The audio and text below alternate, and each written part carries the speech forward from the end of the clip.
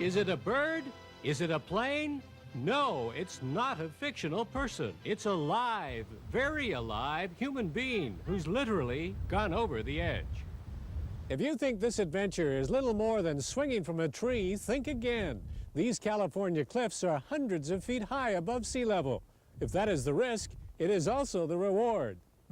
Near perfect conditions, say all who come here from around the world, because year-round, just the right winds hit these cliffs, giving all comers flights to remember, whether it's you that flies or merely your radio-controlled model airplanes. Hang gliding's barely a generation old, an extension of what began when barefoot water skiers were looking for a new thrill.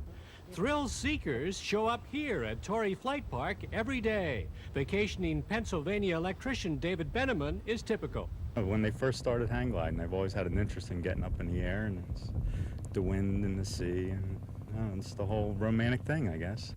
As with any developing sport testing the laws of the universe, there have been casualties, but structural problems are minimal today. Flyers are rigorously trained and tested before solos and have backup parachutes. In the forefront of safety, the sport and business of it all has been Bill Bennett. I think the insurance statistics at this moment quote hang gliding as being the safest form of sports aviation there is. It's safer than skydiving, the statistics say, safer than hot air ballooning and general aviation. The most recent trend is toward paragliding, thanks to NASA's research into a space re-entry vehicle for bringing capsules safely to Earth. If they could descend, surely they could ascend, somebody thought, with human cargo. Sure enough, they could, and so much more portable, so much lighter. The sport is proving appealing, even to classy lassies. It's much, much easier than you would believe. What would ever possess you, I'm sure your mother said, to do something like this? The thrill, the fun, the thrill, the excitement, the relaxation, actually.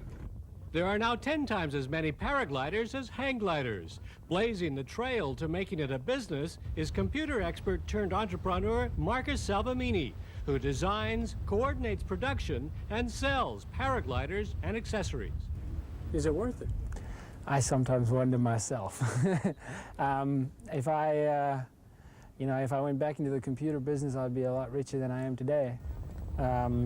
No, I think the fun of the sport, it's got a little niche, and it is growing. That's my light at the end of the tunnel. It is definitely growing.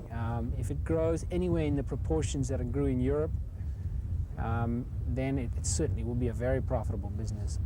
If the widespread popularity of windsurfing today is any indication of the future of paragliding, Marcus' present small business could someday be flying very high indeed. In Torrey Pines, California, Bruce Page, First Business.